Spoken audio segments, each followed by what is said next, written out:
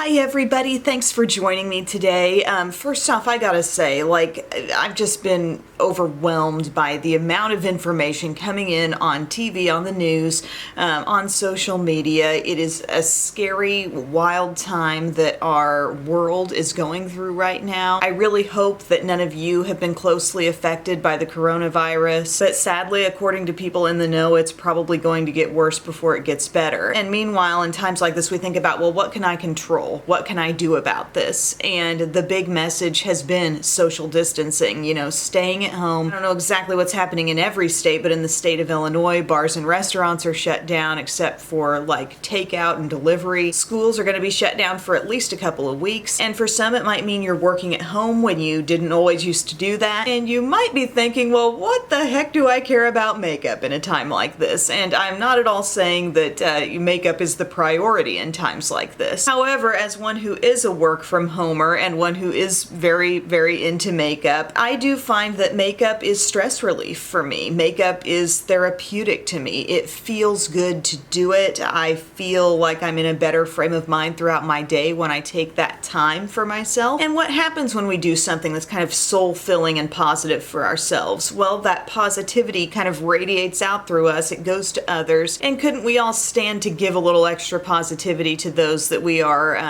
sharing our homes with, and in many cases kind of homebound with right now, right? So that's my thought on this. I am praying about this issue. I am most definitely abiding by the social distancing guidelines. And while I'm home, I'm still going to do my makeup. And the practical purpose behind this makeup routine, I do love doing practical, quick makeup looks. I've done many on my channel over the years. And the thought is that maybe you got some other things to do, other people to tend to around your house right now with kids out of school in many cases. So maybe you're not taking as much time for makeup. Or maybe you got a heck of a lot of extra time for makeup, and maybe that could be a future theme for a video. But for right now, I'm keeping it really quick and easy, just using a little strategy I've been working in lately, using a couple new products that you haven't seen me play with yet, a couple that I'm really loving. And a neat thing about this look is that we actually build the eye look as we go with the face products, because a lot of times I feel like eyes are kind of the most fussy part of a makeup look, and as you'll see here, we kind of just add to it as we go, and by the time we're done with our makeup, our eye look is actually done as well. I've also got a little technique called the backwards brow that I think is a little bit quicker than the normal way I do my brows. So that's enough chit chat. Let's jump in. The first thing I'm going to use is this new product from Estee Lauder.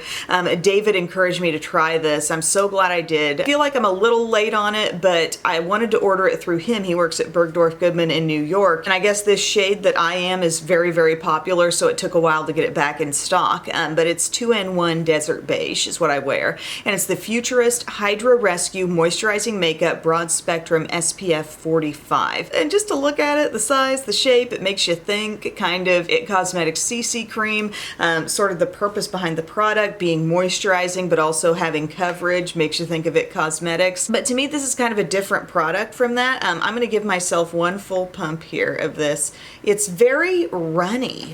This is a very thin feeling product. I would say more so than your average foundation. So you kind of start out thinking like, okay, is this going to really provide as much coverage as an It Cosmetics type of thing would? Also, it has kind of, I think, a cucumbery smell as you put it on. But look at what happens, guys. This really does cover big time, and it hydrates really, really well. But I love the thinness of this product and the glow it gives my skin. It's really an amazing combination of functions all in one. I am super, super impressed by this. The shade is 100% on point. Thank you, David, for being able to match me over the phone. But I have really been consistently trying this over the last few days. I've tried setting it more heavily. I've tried setting it hardly at all, and I have still had really great staying power with this. A really fresh look all day. So I've got that blended in. It's effortless to blend in, but see the glow? There's a lot of hydration here on my skin right now. If you are super duper oily, I'm wondering if it might be, I don't know, perhaps you might feel that it's too much, but yet it's still very thin and lightweight. I don't know how it manages to feel this hydrating when it's that thin, but it also provides such beautiful coverage. I mean, to me, I think this is a step up from It Cosmetics CC Cream because that product, it's a little heavier. The lightness of this makes it so easy to blend in, and it's just nice how it feels like less on your skin. I'm just really surprised at how much I enjoy this. I mean, I've talked about loving that Nude Sticks tinted cover so much, and it gives me this level of radiance, but this adds in the coverage that really makes me feel super confident about my skin in like one step. To me, this is really impressive. Again, really good hydration, amazing coverage, super lightweight, great staying power, and just radiant looking skin on top of all that. I'm not sure what more we can ask. Okay, so I've got that on, and then, I mean, I just feel like I want a little extra brightening. We're gonna use the Maybelline Instant Age Rewind Brightener. Not gonna use a ton of this, but I'm just gonna go in the cavern, the dark circle prone area, maybe just a little hint out here, a little on the chin. And then also, something I don't normally do is a little on the eyes.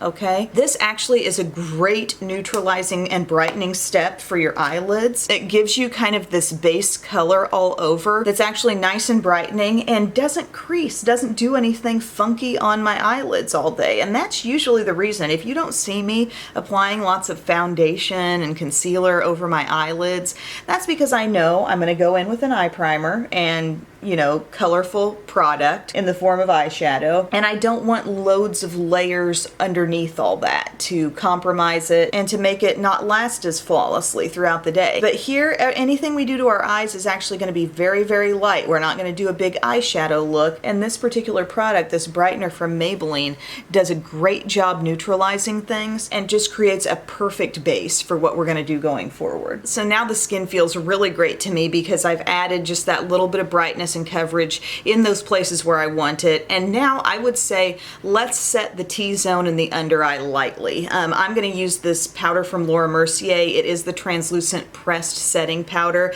It's just so low fuss, low maintenance compared to using loose powders, but loose powders can be fine. If that's what you got, go for it. Not encouraging you to go out and buy an entirely new stash of makeup. And if you're like, you know, I love my It Cosmetics CC Cream, I mean, don't get me wrong, that's a great product in its various versions, the matte, the illuminating, also just the regular kind. Any product like that to start this look, I think really is a good option because you're giving yourself that sun protection, the added hydration, the coverage level, and it just feels very low fuss. When I was playing around with this look yesterday, this is exactly what I did. I only set the under eye and the T-zone, and I still had really great staying power with this Estee Lauder Futurist, even though as I touch the side of my face, like I can feel just a little bit of tackiness there. As I wear it throughout the day, I think it does become a bit more one with the skin, and the coverage hangs on perfectly, so I can't say I need to load this down with a bunch of setting powder in order for it to last. But also, we're gonna have some other powder products going on the skin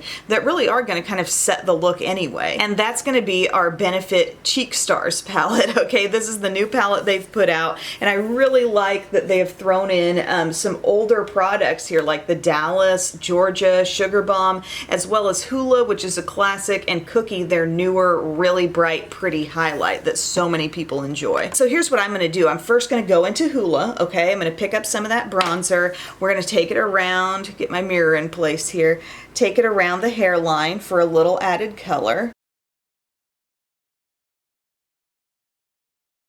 We'll add some here under the cheekbone area. This is a nice, really middle ground tone of bronzer. It's not super dark, but it's not so light that you have to really spend a lot of time working it up either.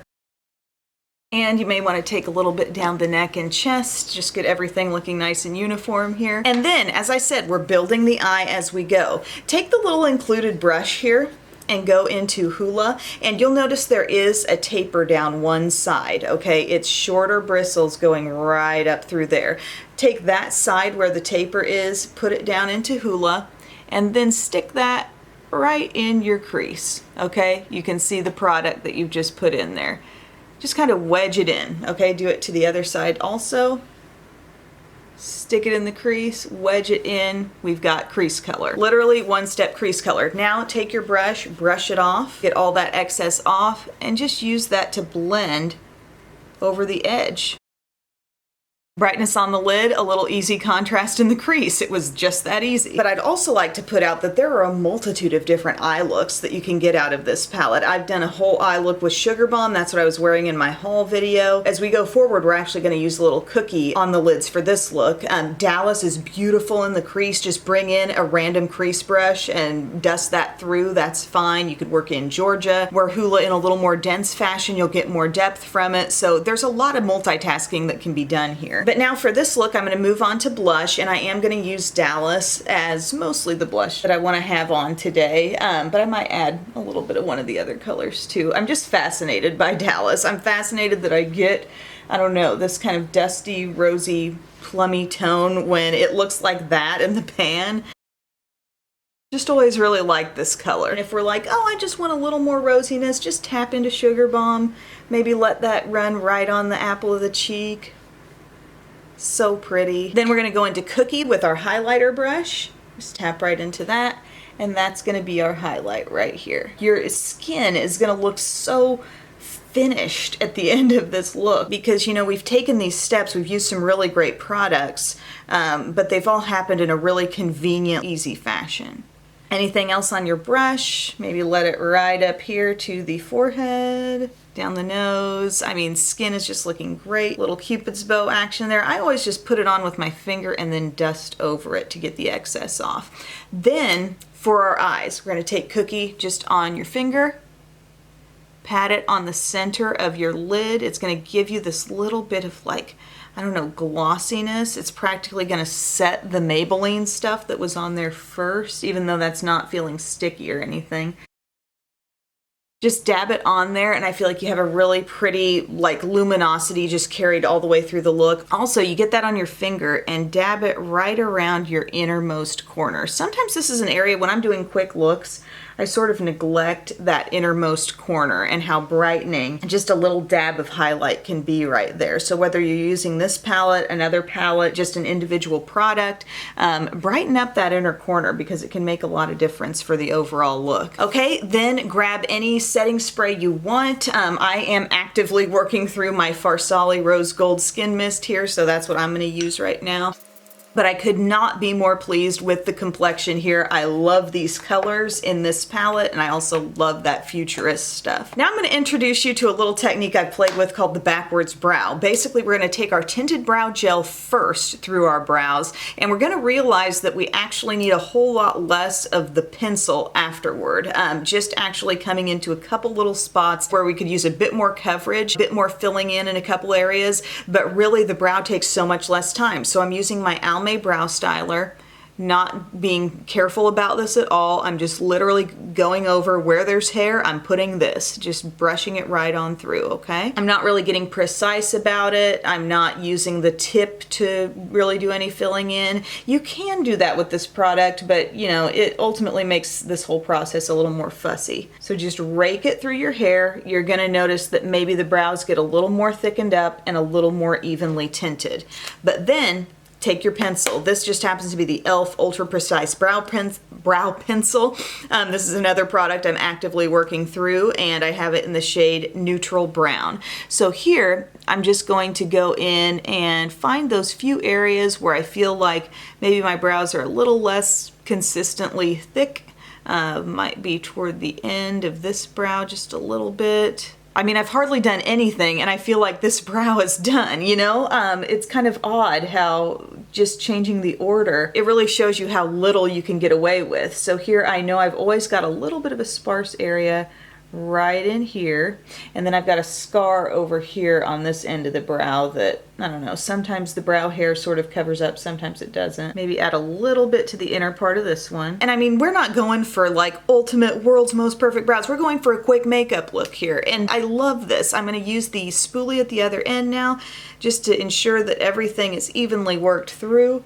And I feel like I've got hardly anything in my brows, but I've got hold. The Almay gives you the hold. It gives you the overall tint. And then you're just kind of like spot filling with your pencil and probably using a lot less than you would if you didn't do this step first. Isn't that cool? We're getting to the end here. I'm gonna put on some mascara. If you are a ride or die eyeliner wearer and you'd like to put on some eyeliner, go for it.